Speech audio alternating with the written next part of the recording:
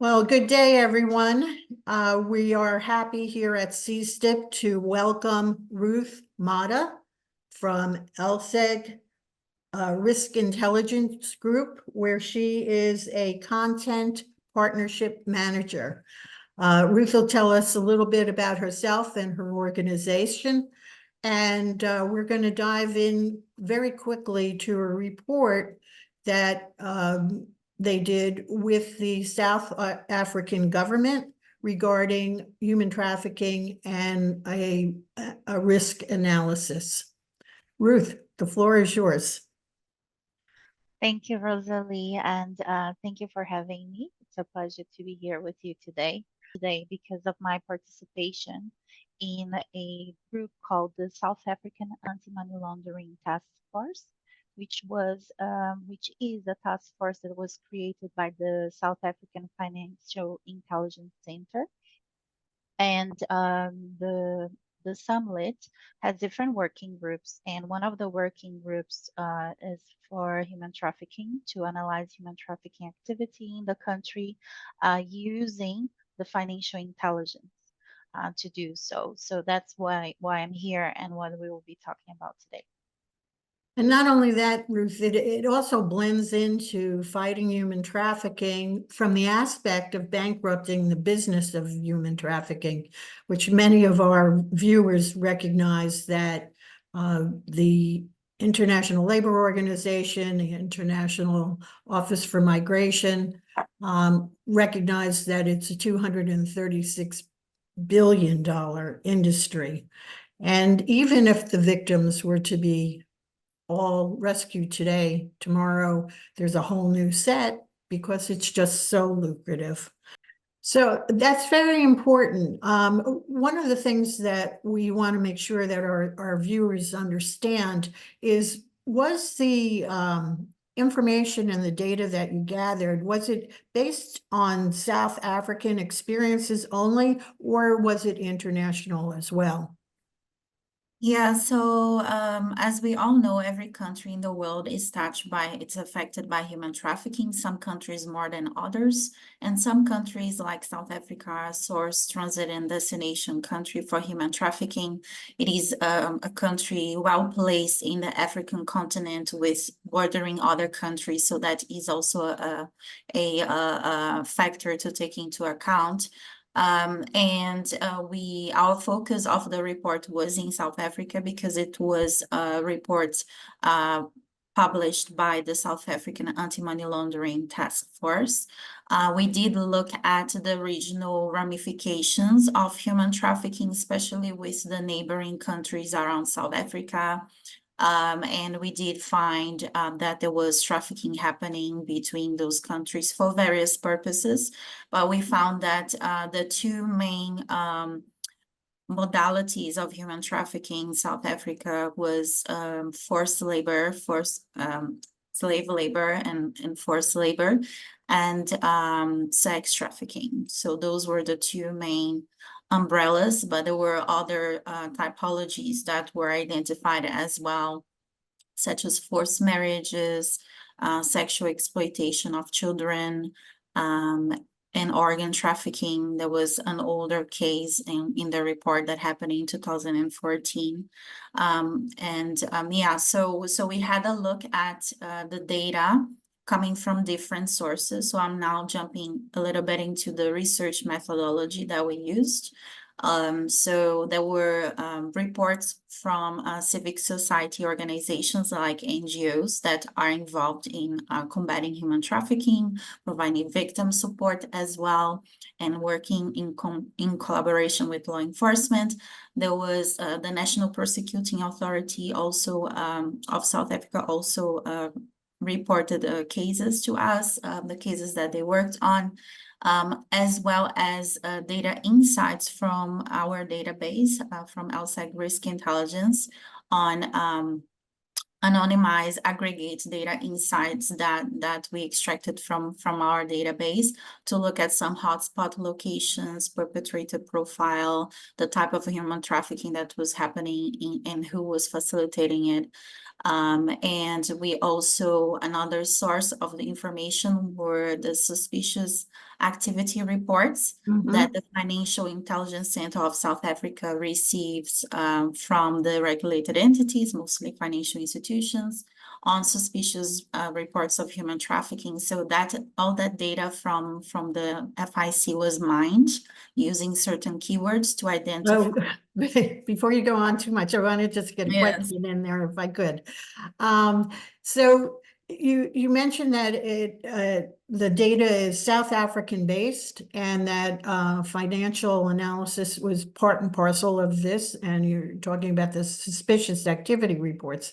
But you mentioned the word facilitators, and I find that very interesting. Can you tell us a little bit about what the findings were regarding facilitators and how you understood that from the data that you were gathering? So what was interesting that came out in the report is that there was a large portion of the perpetrators were actually women, especially when it was related to cases of child sexual exploitation. Which for us was a bit surprising in terms of, the general gender biases that you would have to think of a trafficker as a male instead of female.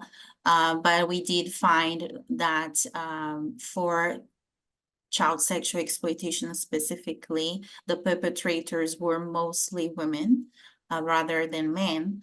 And the insights that came out of that is that traffickers, they will exploit vulnerabilities, and trust is a vulnerability for a trafficker.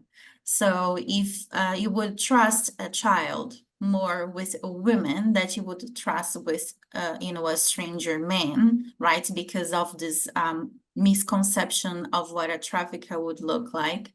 And so the traffickers use that strategy to abduct kids, exploit kids. There was a lot of cases of, family members being involved as well, especially when it was child abuse and sex trafficking cases. Another interesting data point that came out was the involvement of religious persons as well in trafficking, which again, another vulnerability, right? People of faith would trust their leaders, would trust people from their faith community, and traffickers can be anyone, right?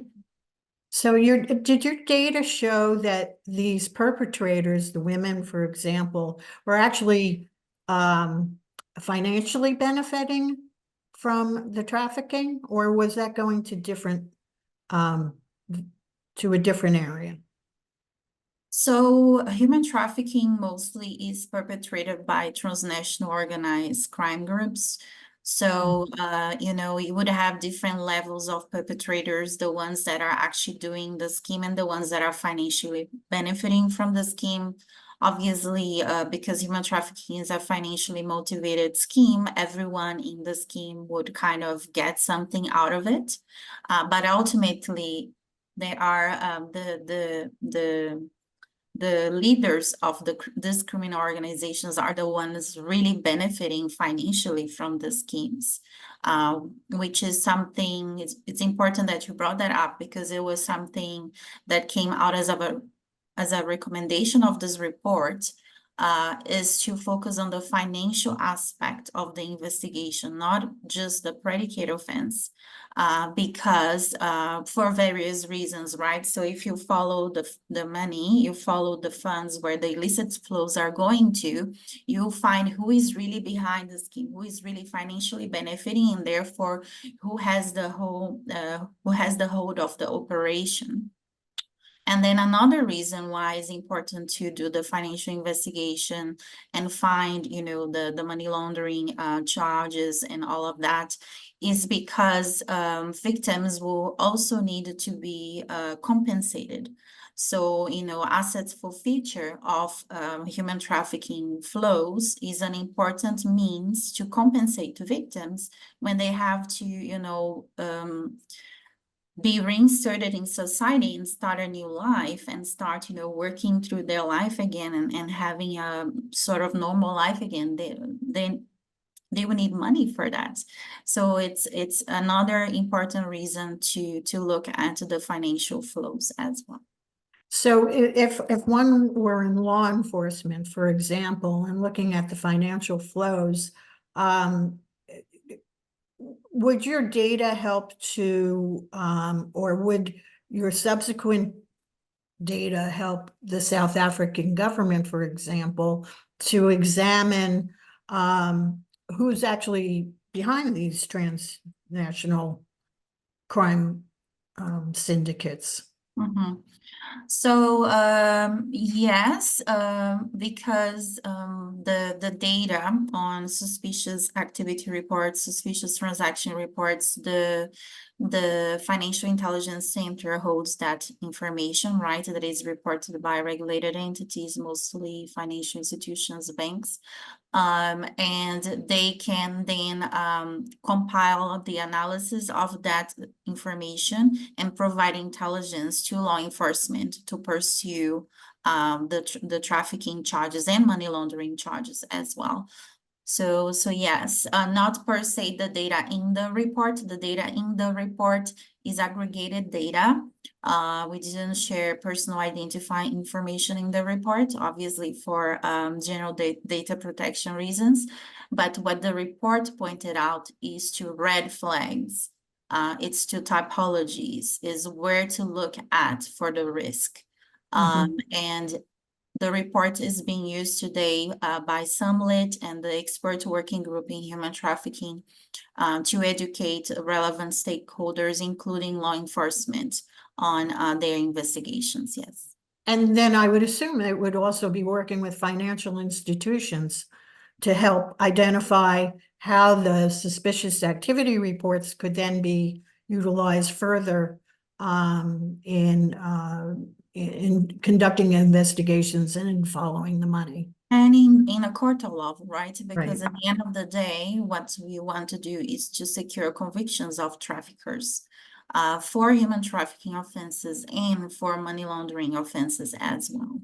So the evidence of the financial evidence is an important piece of that puzzle of providing evidence in the court of law, especially when you're dealing with victims that have become unreliable because many times they are drugged, they are, psychologically damaged from the trauma of the violence that they have been going through. So their testimony sometimes changes, and that becomes very difficult in a court of law. But if you have the financial evidence that this person was trafficked because there was that bondage involved, or because they were able, the financial investigators were able to pick up where those funds were coming from and associate that directly to the crime of human trafficking, then that prosecutor would have a better case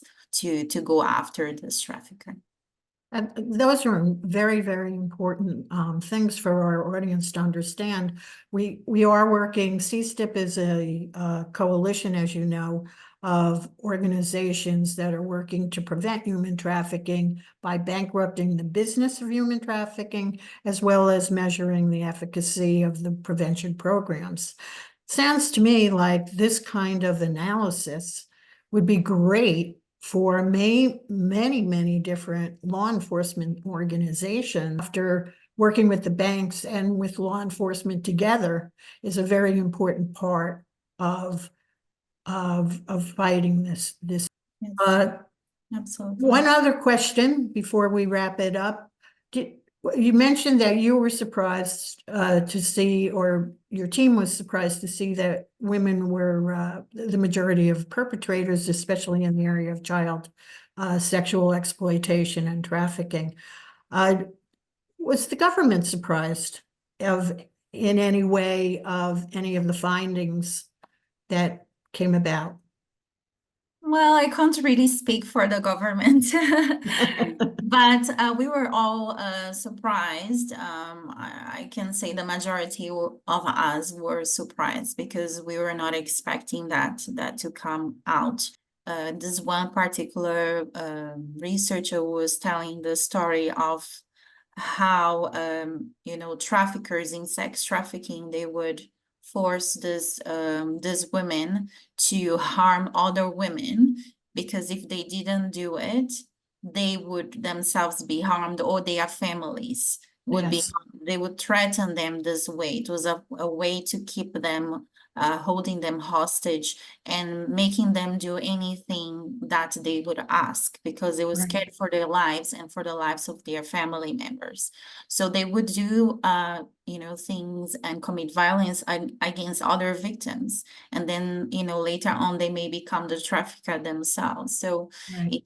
traffickers put victims through a process of breaking them to a point where they don't have any defense. They are just like machines, doing whatever the trafficker tells them to do. So Very sad. it's very Yeah. sad, yes. Well, Ruth, on a more positive note, I think that your analysis of the group has been an eye-opener and should be a model. And quite frankly, as you know, we're going to use it at CSTIP as a model to try to do analysis of other places to help raise awareness and the importance of bankrupting the business of human trafficking. Thank you so much for joining us today. I appreciate Thank you it. so much for having me. Yes, it was a pleasure indeed.